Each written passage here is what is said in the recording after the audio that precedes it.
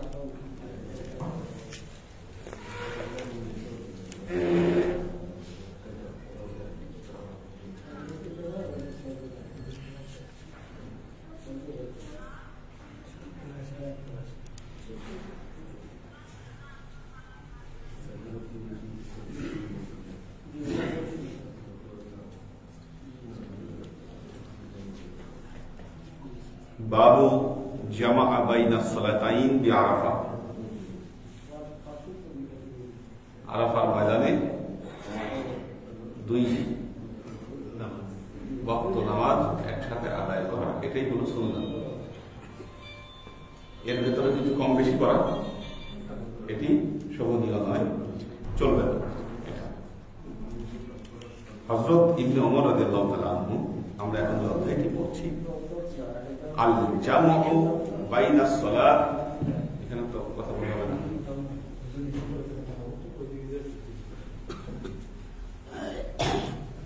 তো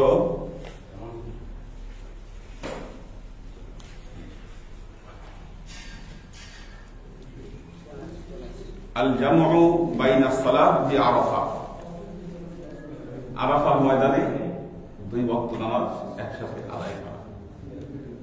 হযরত ইবনে ওমর রাদিয়াল্লাহু তাআলা আনহু কখনো যদি জামাতে নামাজ না পেতেন, আরাফার ময়দান তো জামাত করে মানুষ নামাজ পড়ে, জামাতে নামাজ না পেলে একা একিও যখন নামাজ পড়তেন, অর্থাৎ কেউ যদি একাও নামাজ পড়ে কখনো তাকে এই দুই রাকাত নামাজই আদায় করতে হবে। এই ব্যাপারে এই অধ্যায়ে এই হাদিস এসেছে। তো عن ابن شهاب قال أخبرني سالم أن الحجاج بن يوسف نزل بابن الزبير سأل عبد الله كيف تصنع في الموقف يوم العرفة فقال سالم إن كنت تردنا السنة فاحذر بالصلاة يوم عرفة فقال আব্দুল্লাহ বিন ওমর সাদাকা ইন্নাহুম কানু ইয়াজতামিউনা বাইনা আয-যুহর ওয়াল আসর ফি সুন্নাহ। যেই বছর ইবনে জুবাইরের সাথে হাজ্জাজ বিন ইউসুফের যুদ্ধ হলো, হাজ্জাজ বিন ইউসুফ আর ইবনে জুবাইরের যুদ্ধ হয়েছে, এবং সেই যুদ্ধে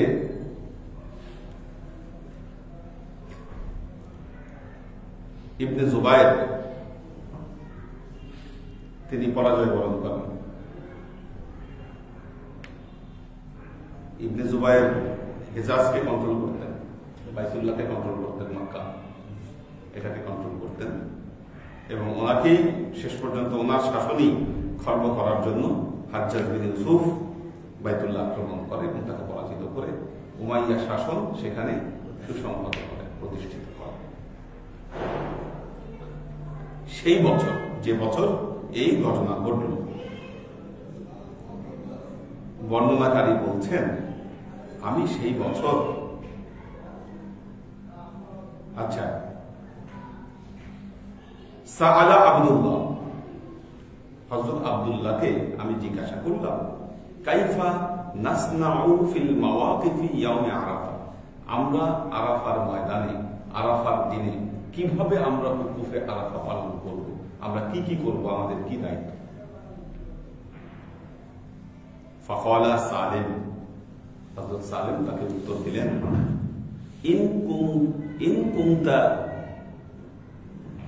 ইন কুনতা তুরিদা সুন্নাহ ফাহজির বিসসালাত ইয়াউমে আরাফা,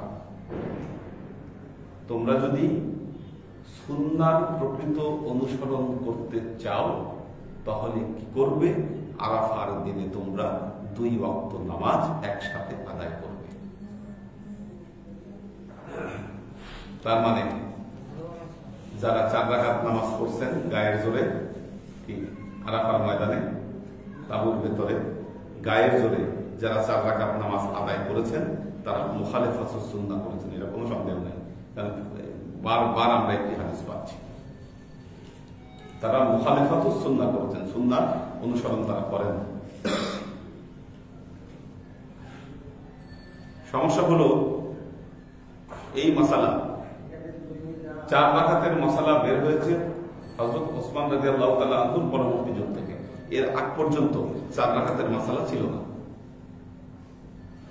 আল্লাহ নবীর সময় সবাই 2 রাকাত পড়েছে, হযরত ওমর রাদিয়াল্লাহু তাআলা আনহুর সময় 2 রাকাত পড়েছে, হযরত আবু বকর রাদিয়াল্লাহু তাআলা আনহুর সময় 2 রাকাত পড়েছে। তারপরে এসে এই মাসলার মধ্যে দ্বিমত তৈরি হয়েছে, কেউ কেউ বলেছেন যে না, এখানে ফুল নামাজ পড়া উচিত। নবী পয়গম্বর মুহাম্মদ মুস্তাফা সাল্লাল্লাহু আলাইহি ওয়াসাল্লাম তিনি যেভাবে দেখিয়ে দিয়ে গেছেন, সেই জায়গায় অ্যাড রিমুভ, কার এত সাহস হয় যে সেখানে তারা অ্যাড রিমুভ করে, বলেন? এখন যাদের এই বিষয়ে পুরোপুরি স্টাডি নেই তারা কি করে, কারণ যারা হজে যায় অধিকাংশ মানুষই কিন্তু হজের মাসলা মাসাইল এত পুঙ্খানুপুঙ্খানু ভাবে যাচাই করে তার পক্ষে যাওয়া সম্ভব নয়। এখন তাদের মুআল্লিম যেমনি বলে ওনারা তেমনি করে।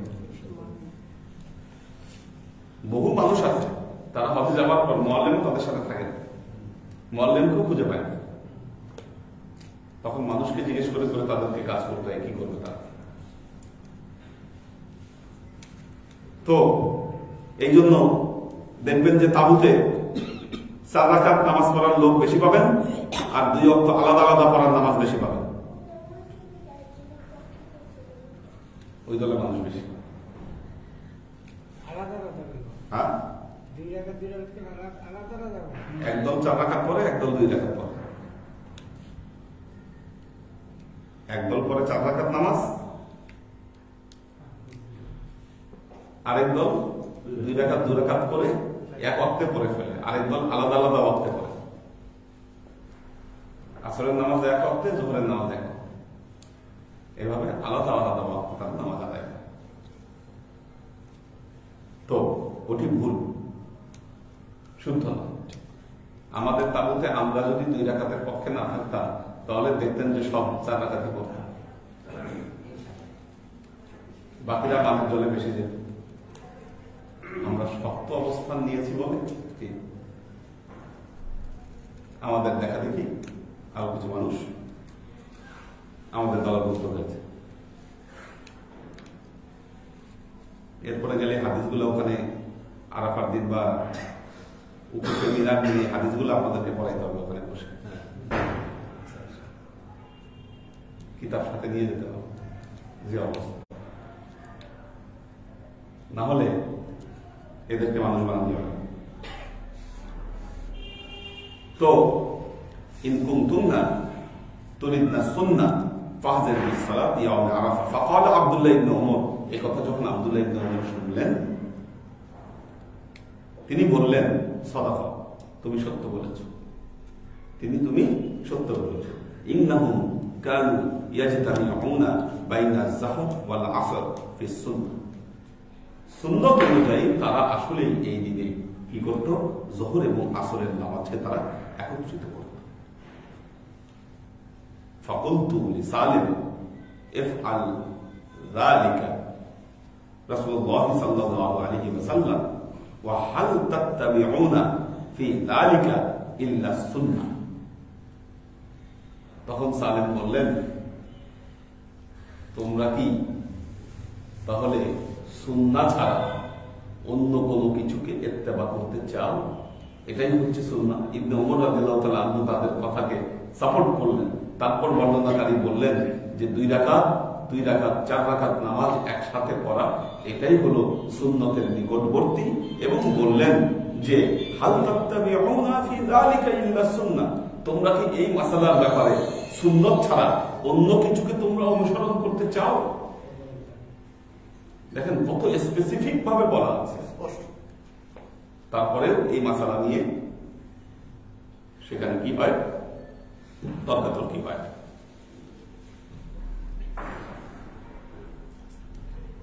তফসিল খুতবা বিআরাফা, আরাফার ময়দানে খুতবাকে সংক্ষিপ্ত করে দেওয়া, খুতবা সংক্ষিপ্ত করা।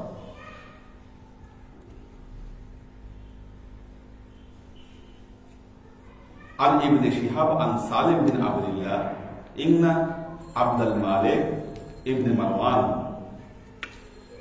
كتب إلى الحجاج أن يأتم بعبد الله بن عمر في الحج।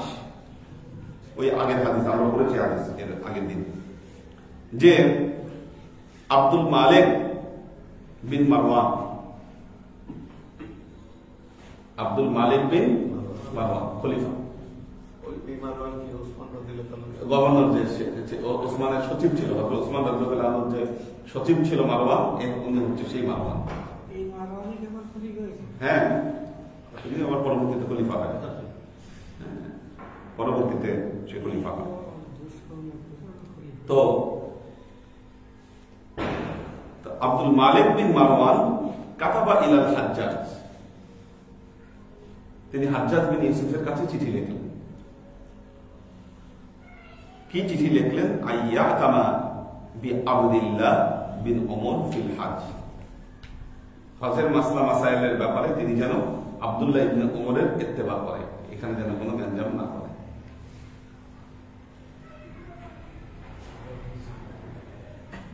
কারণ যেটা বোঝা গেল যে গ্যাঞ্জামের সম্ভাবনা ছিল,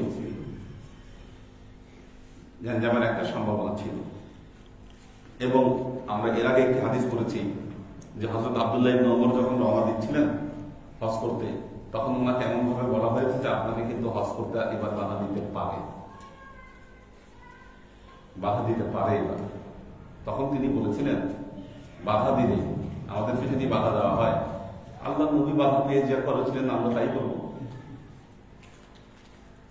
বাধা পেয়ে আল্লাহ নবী যা করেছেন আমরা তাই করব, আমরা ফিরে আসবো, পরবর্তীতে আমরা আবার আমরা পালন করে দেবো, হজ আমরা পরবর্তীতে পালন করে দেবো, আল্লাহ নবী তাই করেছেন। সুতরাং ওই সময় একটা বড় গ্যাঞ্জামময় পরিবেশ ছিল, যেটি বোঝা গেল। তো নিষেধ করেছেন যে ইবনে ওমরের সাথে যেন উনি কোনো হাজ্জাজ বিন ইউসুফ যেন কোনো ভেজালে না যায়। তো এবং এই যে হাতিম আব্দুল্লাহ ইবনে জুবায়ের হাতিমকে ভেতরে নিয়ে উনি কাবা নির্মাণ করেছিলেন,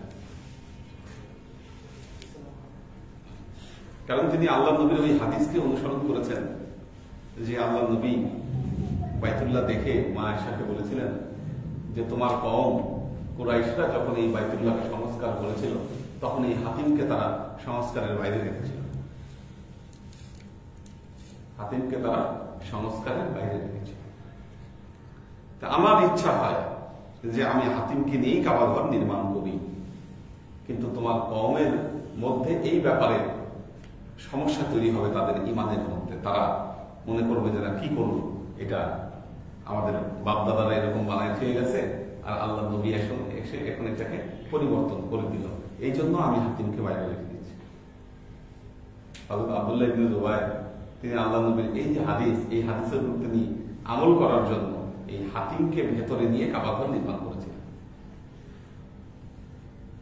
পরবর্তীতে আব্দুল্লাহ ইবনে জুবায়ের যখন তিনি ক্ষমতা হারালেন, হাজ্জাজ বিন ইউসুফ যখন মক্কার গভর্নর হল, তখন তিনি বললেন আল্লাহ নবী হাতিমকে বাইরে রেখেছিল আজীবন, আল্লাহ নবীর যুগে বাইরে ছিল, ওমরের যুগে বাইরে, আবু বকর রাদিয়াল্লাহু আনহুর যুগে বাইরে ছিল, ওমর রাদিয়াল্লাহু আনহুর যুগে বাইরে ছিল, এখন ইবনে জুবায়েরকে যে এই হাতিমকে ভেতর নিয়ে আবার কাবা নির্মাণ করেছে, তিনি কি করলেন? ওই অংশটা ভেঙে দিলেন, হাতিমের অংশটা ভেঙে দিলেন। হ্যাঁ, হাজ্জাজ বিন ইউসুফ ভেঙে দিয়ে এটাকে আবার পূর্বের সুরতে ফিরিয়ে নিয়ে আসলেন। এখন ওই ওই ওই নির্মাণই এখন পর্যন্ত আছে, ওই অবস্থায় এখন পর্যন্ত আছে। কিন্তু হযরত ইব্রাহিম আলাইহিস সালামের নির্মাণের সময় হাতিমকে নিয়েই কাবা ঘর নির্মিত হয়েছে। হয়তো কাবা ঘরের ভেতরে সবাই ঢুকতে পারবে না, ঢুকার একটা অপশন আছে হাতিমের জন্য, আল্লাহ হয়তো ইচ্ছাকৃত ভাবে এটাকে বাইরে রেখেছেন, আল্লাহু আ'লাম, আল্লাহ আ'লাম। তো যারা হাতিমে নামাজ পড়ছেন তারা তো এই সুযোগটা পাচ্ছেন যে না, বাইতুল্লাহর ভেতরে যে নামাজ পড়ার সুযোগ, এই সুযোগটা তাদের হচ্ছে। তো এই জন্য বাইতুল্লাহ আক্রমণ করতে হয়েছিল হাজ্জাজ বিন ইউসুফকে। হাজ্জাজ বিন ইউসুফ আরেকটি ভালো কাজ করেছিল, সেটি হলো পবিত্র কোরআনের পুরনো ভার্সনগুলোতে কোনো নোক্তা ছিল না, নোক্তা ছিল না। আরবরা যে অক্ষর লিখত, নোক্তা ছাড়া অক্ষর লিখত। নোক্তা ছাড়া কারণ হলো আগের যুগের লেখকদের ধারণা ছিল একটা বিষয় যত কঠিন করে লেখা হবে ওই লেখার মাহাত্ম্য তত বৃদ্ধি পেল। কারণ কারো লেখা যদি সবাই বুঝতে পারে তার মানে সে পণ্ডিত ব্যক্তি না, পণ্ডিত ব্যক্তির লেখা পণ্ডিত ব্যক্তিরাই বুঝবে। এটা হচ্ছে আগের স্টাইল, কনসেপ্ট। আর বর্তমান সময়ের কনসেপ্ট হচ্ছে যে না, যত সহজ করে উপস্থাপন করা যায়, সবাই যেন বুঝতে পারে, এবং যে যত সহজে বোঝাতে পারে তার বোঝানোর কোয়ালিটি তত ভালো ধরা হয়। এই জন্য কেউ পাওয়ার পয়েন্ট প্রেজেন্টেশন দেয়, কেউ হয়তো কথাটাকে সংক্ষিপ্ত ভাবে ডেলিভার করতে পারে। এখন মানুষ সংক্ষেপ চায়, সহজ চায়, আগের যুগে মানুষ কঠিন চায়। এই জন্য আরবিয়ানদের স্টাইলে ওইটা তারা পবিত্র কোরআনে কোনো নোক্তা ছিল না, চিন্তা করতে পারেন, নোক্তা ছিল না। সিন শিন সোয়াব জোয়াব এগুলা অক্ষর বুঝে আপনাকে তেলাওয়াত করতে হবে। উনি এই কাজটি করেছিলেন। ইলমে নাহু ছিল, ইলমে নাহু বলতে এই যে পবিত্র কোরআনের কোন আয়াতে জের জবর পেশ হবে এই ব্যাপারে যে জ্ঞান, এটা হলো ইলমে নাহু। ইলমে নাহু প্রণয়ন করা হয় হযরত আলী রাদিয়াল্লাহু তাআলা আনহু। আবুল আসআদ দুআইলি একজন ব্যক্তি, তিনি রাস্তা দিয়ে হাঁটছেন, দেখছেন যে একজন লোক কোরআন তেলাওয়াত করছে, যে তেলাওয়াত উল্টাপাল্টা হয়ে যাচ্ছে। সিম্পলি ইযিবতালা ইব্রাহিমা রব্বুহু বিকালিমাতিন, যখন আল্লাহ তাআলা হযরত ইব্রাহিম আলাইহিস সালামকে কিছু কালেমা দ্বারা পরীক্ষা করলেন। আপনি যদি এই আয়াতটা পড়েন, ইযিবতালা ইব্রাহিমু রাব্বাহু, অর্থ পুরো উল্টে যাবে, খালি একটা জের আর পেশের কারণে।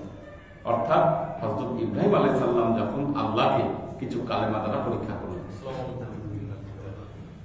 এই অর্থ পাবো। আমি এক অনুষ্ঠানে বসেছিলাম, একজন স্বনামধন্য আলেম যখন কোরআনের আয়াত বলতেছিল, এই আয়াতটা নিয়ে তেলাওয়াত করছে। সেখানে আমার পরে কালেকশন করেছিলাম। তো ইযিবতালা ইব্রাহিমু রাব্বাহু এটা করছে, কিন্তু হবে ইযিবতালা ইব্রাহিমা রাব্বুহু, কারণ আরবিতে সাবজেক্টের উপর সবসময় পেশ হয় আর অবজেক্টের উপর জবাব। এটা হ্যাঁ, অবজেক্টের উপর জবাব হবে, সাবজেক্টের উপর পেশ হবে। এখন এই যে আর জবর আর পেশের মধ্যে উল্টাপাল্টা করলে সাবজেক্ট আর অবজেক্ট চেঞ্জ হয়ে যাবে, কঠিন অবস্থা হয়ে দাঁড়াবে। যখন এই অবস্থা হলো, তিনি আলীকে বললেন যে লোকজন তো কোরআন তেলাওয়াত করছে, কিন্তু এই গ্রামার সম্পর্কে তাদের ভালো জ্ঞান না থাকার কারণে তারা ভুল করছে। আমি এরকম একটা গ্রন্থ রচনা করতে চাই। উনি হযরত আলী বললেন, ইফআল নাহু, তুমি যেরকম বলেছো এরকম তুমি করো। এই জন্য ওনার এই শাস্ত্রের নাম দিয়েছিলেন ইলমে নাহু। তো পরবর্তীতে ওইটার উপর নির্ভর করে এখন তো সুন্দর যে জবর পেশ সব আছে পবিত্র কোরআনে, আরো অ্যাডিশনাল বহু চিহ্ন দেওয়া হয়েছে।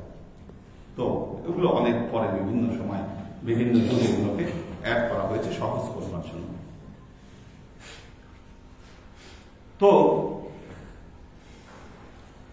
মালিক ইবনে মারওয়ান তিনি চিঠি লিখলেন হাজ্জাজ বিন ইউসুফকে, ইবনে ওমরের মুখালেফ করো না, ইবনে ওমর যা বলে তা করো।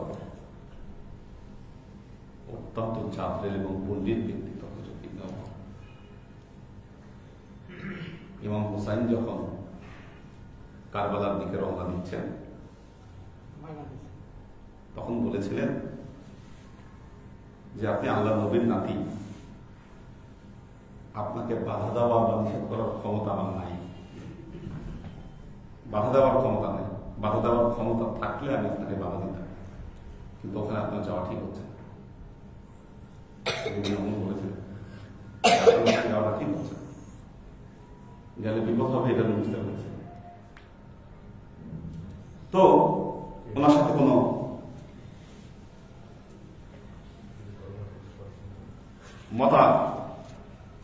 মতানৈক্যে যেতে নিষেধ করলেন। আচ্ছা, ফালাম্মা কানা ইয়াউম আরাফা জাআ ইবনে ওমর ওয়া আনা মাআহু হিনা যাগাত আও যালাত আশ-শামস। আচ্ছা, বর্ণনাকারী বলছেন যে আরাফার দিন আমি হযরত ওমর রাদিয়াল্লাহু তাআলা আনহুর সাথে আরাফার ময়দানে আমি গেলাম, যখন কি হলো, সূর্য পশ্চিম আকাশে ঢলে গেল। সূর্য পশ্চিম আকাশে ঢলে গেলে আমি হযরত ইবনে ওমরের সাথে আরাফার ময়দানে রওনা দিলাম। ফাসাহা ইনদা ফুসতাতিহি فقال ابن عمر الرواحة فقال الآن نعم। হযরত ইবনে ওমর হাজ্জাজ বিন ইউসুফের যে তাবু, ওই তাবুর সামনে গিয়ে তিনি তার বাহন থেকে নামলেন এবং হাজ্জাজ বিন ইউসুফকে ডাক দিলেন। ডাক দিয়ে বললেন যে চলো চলো আরাফার ময়দান। হাজ্জাজ বিন ইউসুফ বললেন এখনই যাব, এখনই? কয়লা নাম, বললেন হ্যাঁ এখনই, আমার সাথে চলো। উনি বললেন আনজিলনি উফিদু আলাইয়া মা, আপনি আমাকে কিছু একটু সময় দেন, আমি আমার মাথায় একটু পানি ঢেলে আসি, একটু টাইম দেন, আমি গোসল করে আসি। ফানাজালা ইবনে ওমর, হযরত ইবনে ওমর রাদিয়াল্লাহু তাআলা আনহু তিনি কি করলেন, ঘোড়ার পিঠ থেকে তখন নামলেন, তিনি বাহন থেকে নেমে দাঁড়িয়ে অপেক্ষা করতে থাকলেন নামের হওয়া পর্যন্ত। হাত্তা খারাজা, যতক্ষণ পর্যন্ত সে বের হয়ে না আসে। ফাসারা বাইনি ওয়া বাইনা আবি, বর্ণনাকারী বলছেন আমি এবং আমার বাবার মাঝখানে মাঝখানে তিনি চলতেছিলেন, আমরা দুজনের মাঝখানে হযরত ইবনে ওমর হাঁটতেছিলেন। ফাকুলতু লাউ কুনতা তুরিদা আন তুসিবা সুন্নাল ইয়াউম ফাকসুরুল খুতবা ওয়া আজ্জিলিল উকুফ। বর্ণনাকারী যিনি বোঝা গেল হাজ্জাজ বিন ইউসুফের ছেলে ছিল।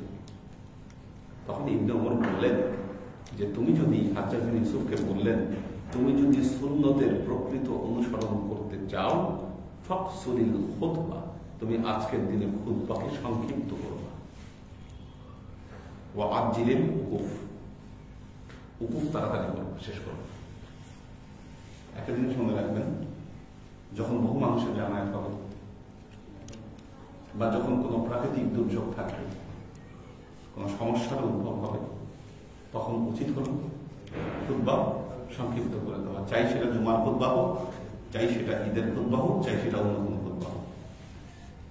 মানুষের কষ্ট হবে, এই ধরনের পরিস্থিতি হলে তাড়াতাড়ি শেষ করে দিবে।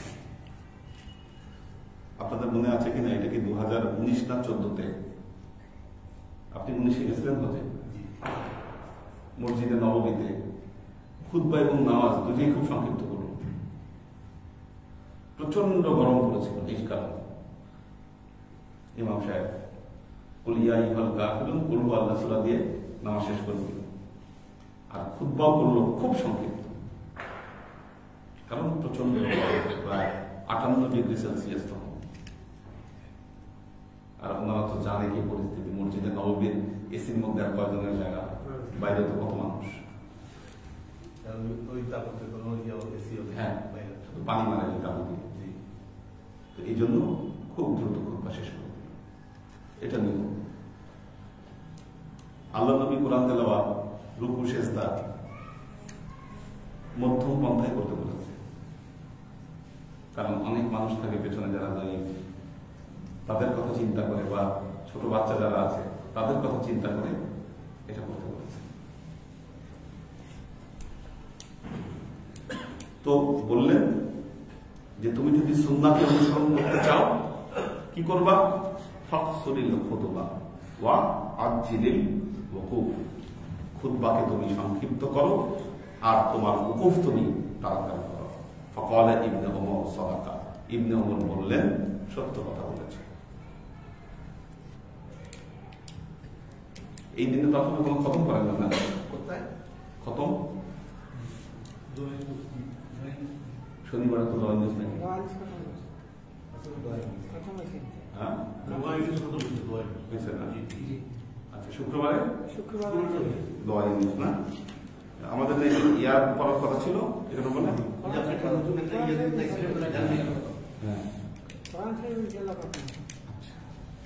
ওই দেখো আব্বার ইয়ার উপরে আব্বার একটা ডায়েরি আছে। হ্যাঁ,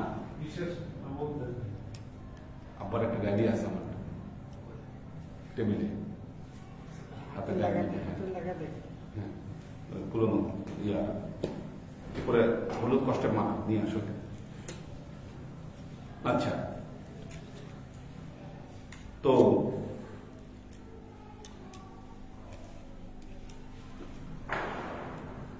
আচ্ছা, আপনারা তাহলে দোয়াই নিয়েছি পরে ওই খতম মেয়েদেরকে দিব, মেয়েরা শুরু করো। হ্যাঁ, মেয়েরা বলবো এটা, আপনারা দোয়াই নিয়েছি পরে শুরু করে, খতম একটা মেয়েদের উপর দায়িত্ব থাকে। হ্যাঁ, আচ্ছা,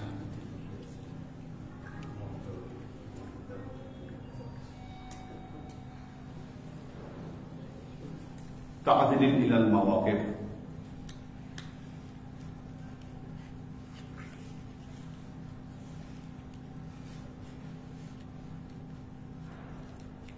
عن محمد بن زبير معتم عن أبيه قال كنت أطلب بعيرا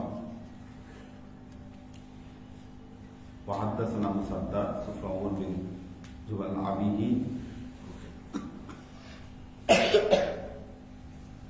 قال আদলালতু বাঈরান ফাযাহাবতু আতলুবুহু। আচ্ছা, বর্ণনাকারী তিনি বলছেন আরাফার ময়দানে আমি আমার উট হারিয়ে ফেলেছিলাম, উট হারাই গেছে। তো আচ্ছা, আদলালতু বাঈরান ফাযাহাবতু আতলুবুহু ইয়াউমে আরাফা। আমি ওটাকে খুঁজতে খুঁজতে আরাফার ময়দানে গেলাম। ফারাআইতুন নাবিয়্যা সাল্লাল্লাহু আলাইহি ওয়াসাল্লাম ওয়াকিফান বিআরাফা। গিয়ে দেখলাম আল্লাহর নবী আরাফার ময়দানে উকুফ করতেছে। এখানে আমার একটা ঘটনা আছে, একটা প্যাচ আছে এখানে। ওয়াকিফান বিআরাফা ফাকুলতু হাযা আল্লাহ মিন হুমসি। হুমস আগের যুগের যে কুরাইশ যারা ছিল বা কুরাইশদের বংশধর যারা ছিল তাদেরকে হুমুস বলা হতো। আরেকটা নাম তাদের কুরাইশ বা হুমুস বলা হতো তাদেরকে। ফামা শানুহু হারুনা, তিনি বললেন, ওই যে যিনি উট খুঁজতে গিয়েছিলেন তিনি বললেন, আমি আল্লাহর কসম করে বলছি ইনি তো হুমুস, ইনি কেন আরাফার ময়দানে এসেছে? এটা তো তাকে এই স্থানে তাকে আশাটা এটা মানায় না, স্থানে এসে তার এটা মানায় না। ঘটনাটা হলো আগের যুগের কুরাইশরা আরাফার ময়দানে যেত না। আরাফার ময়দানে মারা যেত না। এই জানলার মতো লাগাই দেখুন, তার বাইরের আওয়াজ কম আসে কি? হ্যাঁ, লাগানো দেখেন একটু কম লাগাই, কিছুটা কম কমে যেতে হবে। হ্যাঁ, লাগাই, ঠিক আছে। আচ্ছা, আমাদের দেখি এটা। আচ্ছা, কি বলছিলাম? কুরাইশ আরাফায় যেত না, তাহলে কি করতো তারা? প্রাথমিক যুগে মানুষ উলঙ্গ হয়ে কাবা ঘর তাওয়াফ করত, উলঙ্গ হয়ে কাবা ঘর তাওয়াফ। কিন্তু হ্যাঁ, কিন্তু কুরাইশরা করতো না। কুরাইশরা উলঙ্গ হয়ে তাওয়াফ করতেন, তারা কাবা ঘর তৈরি করত। তাওয়াফ শেষে ওনারা মুজদালিফায় থাকত। কুরাইশ নারী পুরুষ তারা মুজদালিফায় থাকত। যে লোক যারা আরাফায় যেত, কুরাইশ পুরুষদেরকে কাপড় দিত পরার জন্য, তাদেরকে কাপড় দিত। আবার নারীরা নারীদেরকে কাপড় দিত। যারা কুরাইশদের কাপড় পেত না তারা উলঙ্গ অবস্থায় থাকত। এবং পরবর্তীতে তারা কি করত? ওই বাকিরা মুজদালিফা থেকে ফিরে আসতো, বাকিরা আরাফা থেকে ফিরে আসতো, আর এনারা ওই মুজদালিফা থেকেই ফিরে আসতো।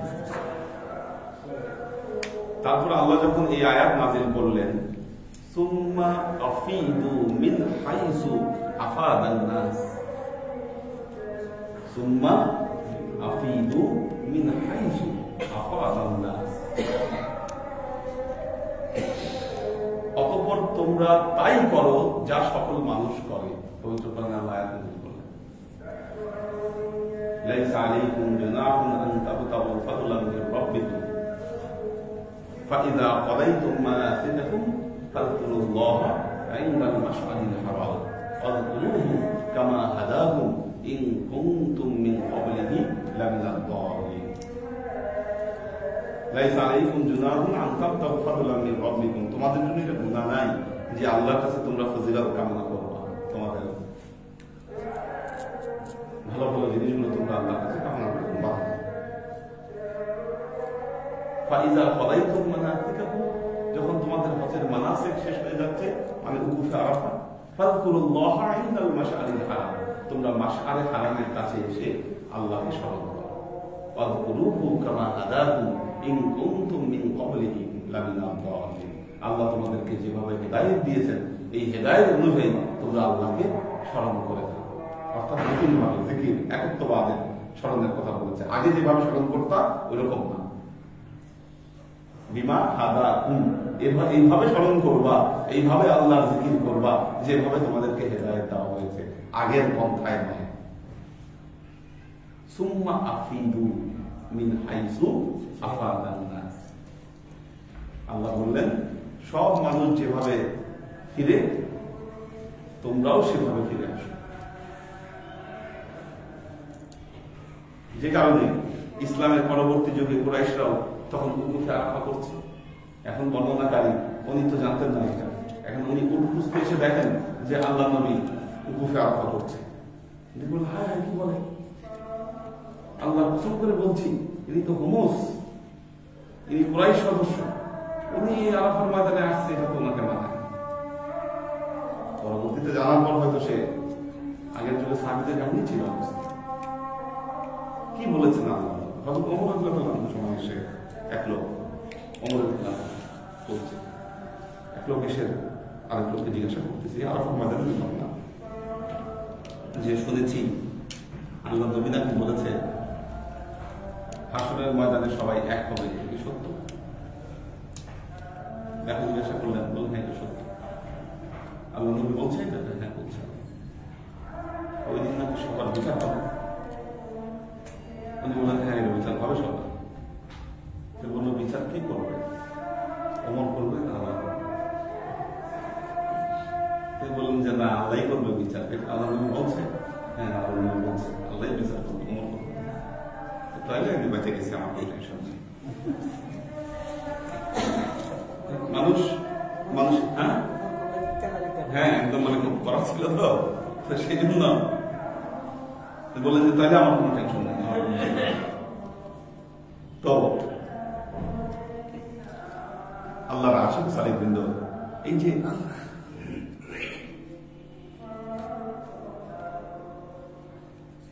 যা বলছিলাম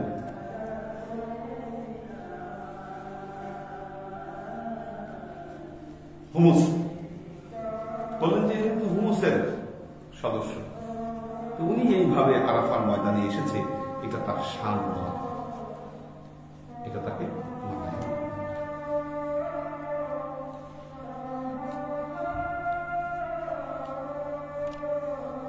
শেষ হাদিস পড়া বইটি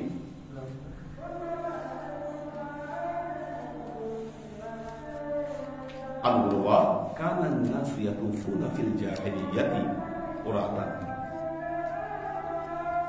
জাহিলি যুগে মানুষেরা উলঙ্গ হয়ে কাবাঘর তাওয়াফ করত। ইল্লাল হুমুস, হুমুসরা ব্যতীত। উল হুমুসু কুরাইশ ওমা ওয়ালাদাতু। হুমুসরা হচ্ছে কুরাইশ এবং তাদের সন্তান যারা ছিলেন তাদেরকে হুমুস বলা হতো। وكان الهموس يحتسبون على الناس يعطوا الرجل الرجال ثيابا। হুমুসরা সবাইকে কাপড় প্রদান করত। ছেলেরা ছেলেদেরকে কাপড় দিত, ছেলেরা ছেলেদেরকে কাপড় দিত।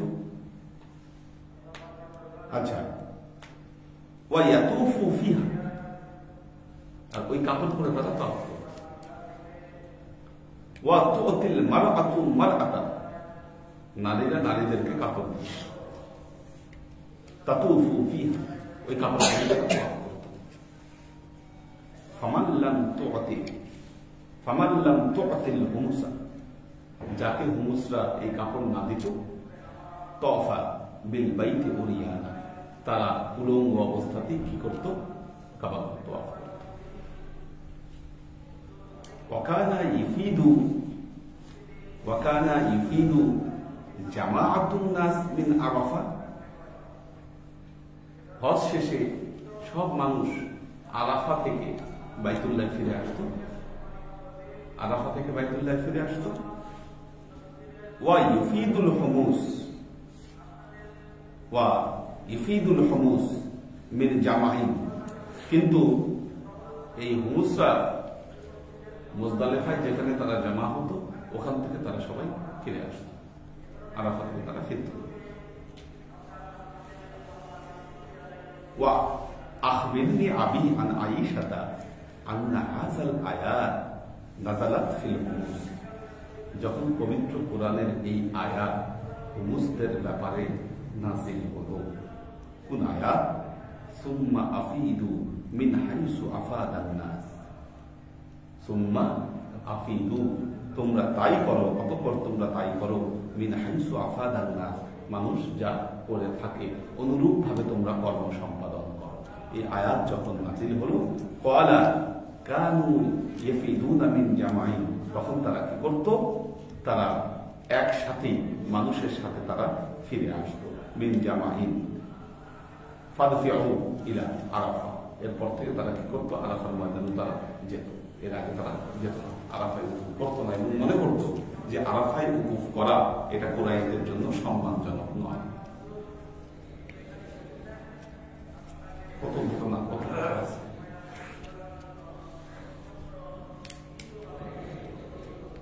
তো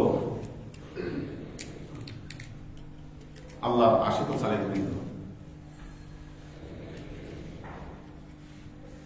তাড়াতাড়ি ক্লাস নিলে উপস্থিতি কম হলে কিন্তু ক্লাস আবার পিছাই দেবে।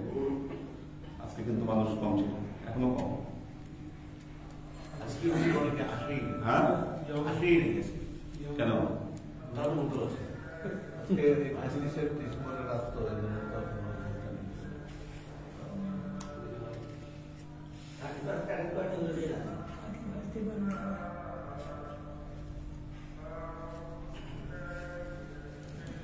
পঁয়ত্রিশ জনের মধ্যে থাকতে পারে।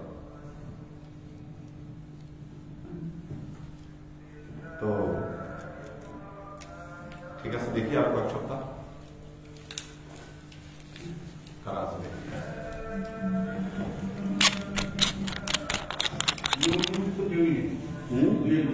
ইয়ানগুলো কি নাই আছে?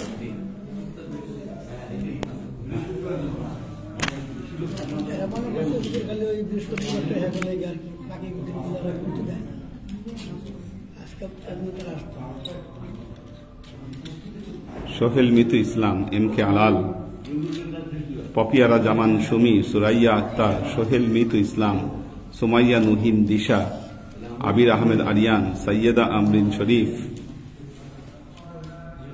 Luna Tabassum Lubna, Ashraful Anam, Saim Ahmed, Shafayetullah Ranjan, Mohammad Mizan, H K Konok, Abdul Salam Azad, Ayesha Humasa, Abdul Hafiz, Shoaib Khan, H M Milton, Dipa Usha, Korban Ali Malaysia থেকে, দেলোয়ার হোসেন, মনির হোসেন,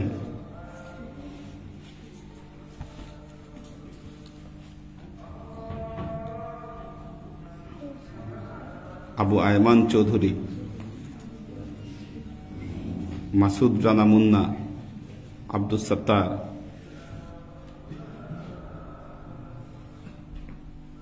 আবু আয়মান চৌধুরী দিনাজপুর থেকে, মাসুদ কবির, কবি মাসুদ, আলী আকবর ভাই আছেন,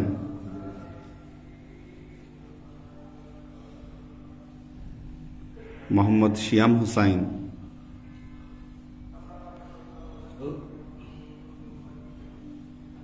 আশেক মাহমুদ,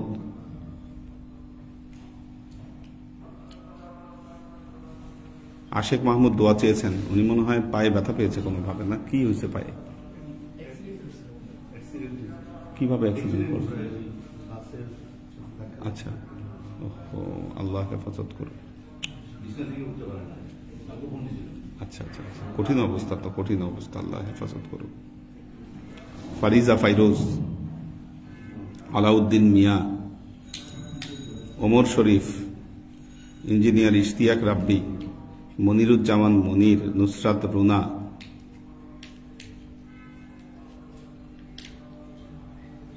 মোহাম্মদ আলাল, আবুল হুসাইন পারভেজ। আল্লাহ সবাইকে ভালো রাখুন, সুস্থ রাখুন।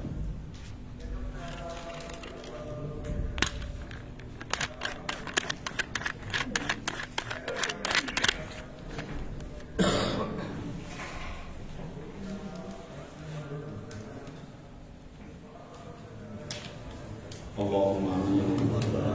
اللهم صل على محمد وعلى آل محمد كما صليت على إبراهيم وعلى آل إبراهيم إنك حميد مجيد. اللهم بارك على محمد وعلى آل محمد كما باركت على إبراهيم وعلى آل إبراهيم إنك حميد مجيد. ربنا ظلمنا أنفسنا وإن لم تغفر لنا وترحمنا لنكونن من الخاسرين. ربنا آتنا في الدنيا حسنة وفي الآخرة حسنة وقنا عذاب النار. ربنا لا تزغ قلوبنا بعد إذ هديتنا وهب لنا من لدنك رحمة إنك أنت الوهاب. اللهم إنك عفو تحب العفو فاعف عنا يا غفور رحيم الودود. اللهم نور قلوبنا بنور الإيمان ونور قلوبنا بنور الإسلام ونور قلوبنا بنور الإحسان وزين أخلاقنا بنور محمد صلى الله عليه وسلم. اللهم إنا نسألك علما نافعا رزقا واسعا عملا مقبولا شفاء من كل داء قلبا خاشعا ذهنا ذاكرا إيمانا قابلا توبة قبل الموت راحة عند الموت ونزاة بعد الموت. اللهم إنا نسألك رحمتك في كل لحظة فلاح في كل أمر ونعوذ بك من الشرك والشك والنفاق والبدعة ومن كل وسوسة الشيطان. يا الله يا رحمن يا مالك আমরা তখন তোমার দরবারে যে সমস্ত আমলকে উপস্থাপন করলাম ত্রুটি মুক্ত ভাবে এই আমলগুলোকে তুমি আমাদের তরফ থেকে কবুল করো। তুমি আমলের সাজা আমাদের প্রিয় নবী হযরত মুহাম্মদ মুস্তাফা সাল্লাল্লাহু আলাইহি ওয়াসাল্লামের কাছে পৌঁছে দাও। আল্লাহ আমাদের নবীর পরিবারবর্গের কাছে তুমি এর চাচাকে পৌঁছে দাও। এই দুনিয়ার সমস্ত আম্বিয়ায়ে কেরাম সাহাবায়ে কেরাম তাবেঈন তাবেঈন ওয়ালি আউলিয়া গাউস কুতুব আমাদের মা বাবা ভাই বোন আত্মীয় স্বজন এই দরবার থেকে যত পীর ভাই বোন চলে গেছে সবার রূপে আল্লাহ তুমি এর চাচাকে পৌঁছে দাও। তুমি তোমার হাবিবের ওসিলায় আমাদের সবাইকে কবুল করে দাও। আমাদের জীবন থেকে সমস্ত অভাব অভিযোগ বালা মুসিবত দুঃখ কষ্ট রোগ শোককে দূরীভূত করে দিয়ে দৃঢ় হস্তে তোমার দ্বীনের খেদমতের তৌফিক তুমি আমাদেরকে দাও। আজীবন যেন তোমার হেদায়েতের পথে প্রতিষ্ঠিত থাকতে পারি সে তৌফিক তুমি আমাদেরকে দাও। سبحان ربك رب العزة عما يصفون سلام على المرسلين والحمد لله رب العالمين واجعل آخر كلمتنا عند الموت لا إله إلا الله.